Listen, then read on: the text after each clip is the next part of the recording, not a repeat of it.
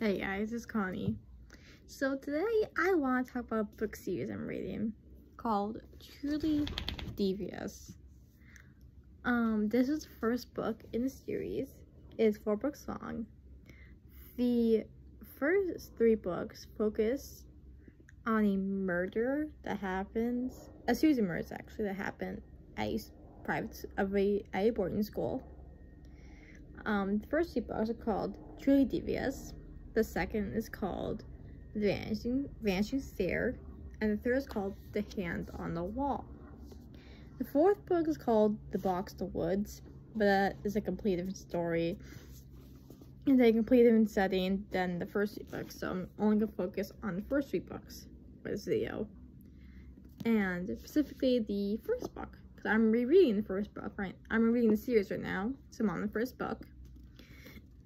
And what I want to talk about this series is this representation of different kinds of women and how all women can be strong and independent. They don't have to be like the stereotypical like muscular woman or the woman who can drive out on her own in the woods. So I'm going to explain what I mean by that. So main character, her name is Stevie Bell. Also, just so you know, I have allergies, so I'm kind of like stuffed up right now. Main character is Stevie Bell, and she is obsessed with true crime and solving mysteries, and she wants to work for the FBI one day. And she gets accepted into this like elite private boarding school. I think it's private boarding school. I know it's boarding school. I don't know if it's private or public. I think it's private though. And basically, in order to get into the school, you need to basically have like a super special interest that you're super interested in.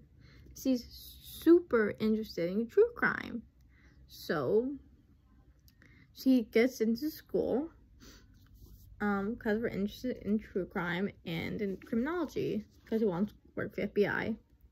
And what draws her TV to the school is the fact that back in 1930s, when it was first built, a kidnapping and murder happened there.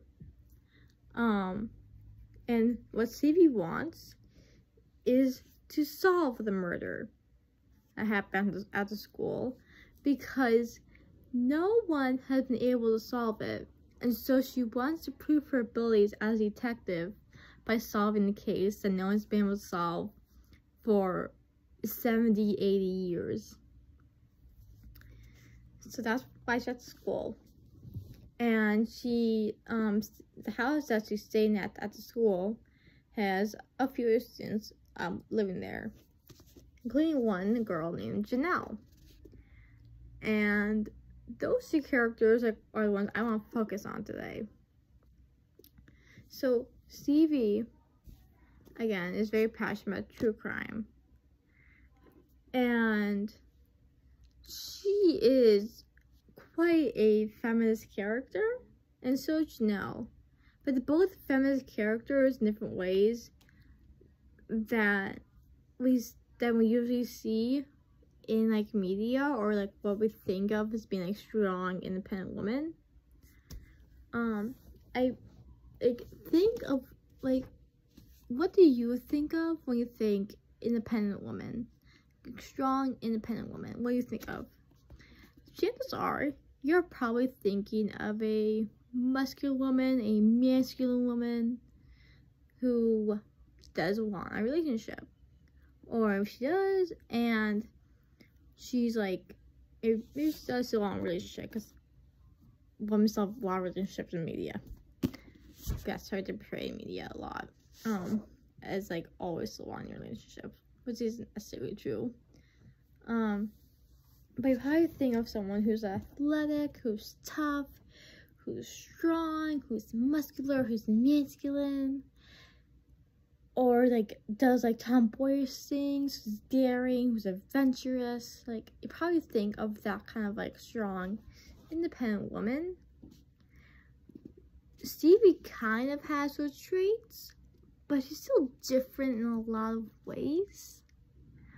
Like, Stevie is definitely, like, she's very intelligent. Like, she can notice, like, details about a person, and use those, like, small details to, like, kind of piece together, like, a lot of information about that person.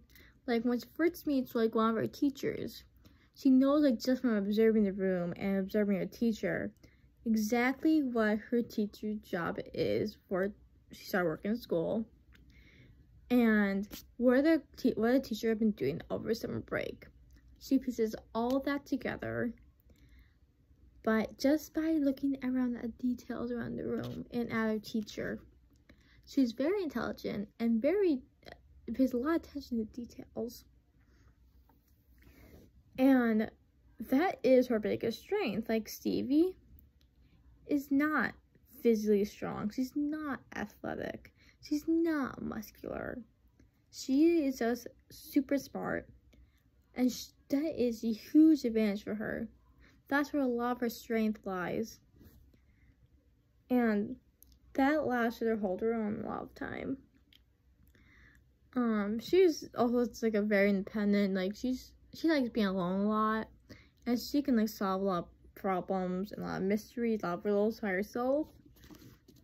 So she is very independent, but she is strong in a different way. She's not strong because she's physically strong or because she can fight. She's strong because she's smart. And that alone sets her apart from like a lot of other depictions of strong, independent women. The other character in this book I want to talk about was Stevie's friend and roommate Janelle. So Janelle, first off, Janelle is a queer black woman, a queer black girl. She stated in the book to be a lesbian. And she's a POC. She's black, I'm pretty sure. So Janelle, like Stevie, is very intelligent. Like, Janelle wants to go into STEM. She's fantastic at math. She builds machines. She can fix anything, fix and build anything. So she's also very intelligent. She's good with her hands. And this is kind of what Janelle breaks, like, the stereotypical strong, independent woman. Like, people have this idea that if you want to be, like, a strong, independent woman, you can't be too feminine. You can't like too feminine things. Like, if you want to be a woman in STEM, then if you're like really smart, then you can't like girly things. Like, you can't like care about fashion or stuff like that. You can only like care about like academics. Or if you wanna be like more fashionable, then you can't be like academically based. Like, we kind of like start to try to fit women into these categories and into these stereotypes and into these boxes almost. Society tries to constrain women to only have one side of the personality and only be able to like a certain amount of things. Like, you can only like be academic, you can only be athletic, you can only be fashionable, that kind of thing. And Janelle kind of breaks that almost. She does break that actually, because Janelle wants to go into STEM. She's very academically focused. She's very smart, and she loves fashion. There are already so many passages in this book that describe like the perfumes she's wearing, or the dresses she's wearing, or her outfits. Janelle loves fashion. She loves looking nice. She loves smelling nice. She's quite a feminine girl, and she still wants to go into STEM. Because feminine girls who like fashion still go into STEM. You don't have to You don't have to fit into one category or the other. You can fit into as much categories as you want. You can have as much personalities as you want. You can have as much of a personality as you want. You can like whatever you want. You can like fashion and like building things. You can like makeup and like do athletics. You don't have to just conform to one box, conform to one stereotype. You can like whatever you want. And that's what Janelle portrays here. She portrays like someone who doesn't just fit into one box. She fits in a multiple boxes because she's a complex person. People are complex. They like different things. And that's what kind of makes Janelle so much a feminist.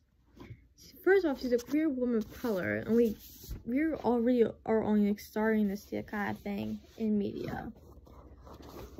Second of all, she's breaking the stereotype you have to fit to one box or like one stereotype.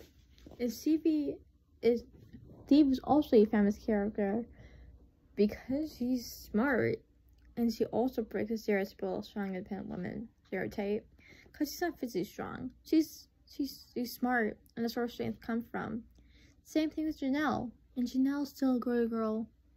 You can be a strong independent woman and be a girly girl. Now I'm gonna read a passage to you guys from this book describing Janelle's outfits. And it shows Steve and Janelle's friendship, with female friendships are important, and we need more positive female friendships in media. All we get is like toxic female friendships of girls hating on each other. We need to get rid of that. We need more positive representation of female friendships. And it's because both Janelle fluttered in. She had a delicate way of walking the balls of her feet, lifting the hem of her long sundress from the ground. Unlike Stevie, who was once again in black shorts, there had been a 3-for-2 deal, and she got 3 pairs, all black. Janelle looked like a summer picnic. A faint scent of orangey perfume wafted from her as she moved. Her braided hair was coiled precisely on top of her head. "I'm sorry," she said, coming and sitting on the floor opposite Stevie. "For what?" "I ignored you at lunch. I didn't mean to." "It's okay," Stevie said. "You were..." "Yeah," Janelle said, unable to contain a smile. She tucked her long floral dress around her knees and pulled the material taut. "You know I broke up with my girlfriend in the spring. You told me. I didn't think... But V?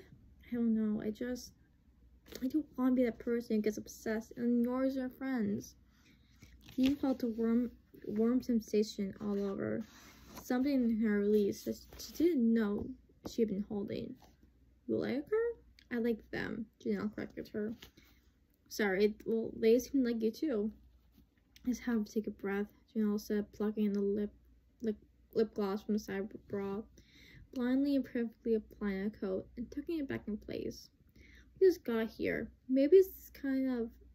I don't know. Gotta keep my head in the game. I have a machine to make, and this schedule I got this morning is nuts. I love math, but this scares me. Differential equations in the morning, calc in the afternoon, physics in the middle. There's nothing for you. There's nothing for you," Stevie said. "I like you're bored," Janelle said. "I don't want to conspiracy wall," Stevie said. "No," Janelle said, pointing. "You came here to do this. I've heard you talk about this. You got me interested, and I don't care about this stuff. You and me, we have this. And no matter what, we're going to stick together this year. I'm going to make my machines, and you're going to solve a crime." When Janelle left, Stevie eased down onto her back and looked up at the ceiling. She had Janelle, and yes, she would solve her case, but now she had another one. It was David. There's something there. She could feel it under her skin. Stevie had no fears of the dead. Living, however, sometimes give her the creeps. And that expert perfectly shows the positive friendship between Janelle and Stevie. And Janelle is a mix of femininity and being intelligent, which helps to break a stereotype. And they both are examples of true women empowerment in the media.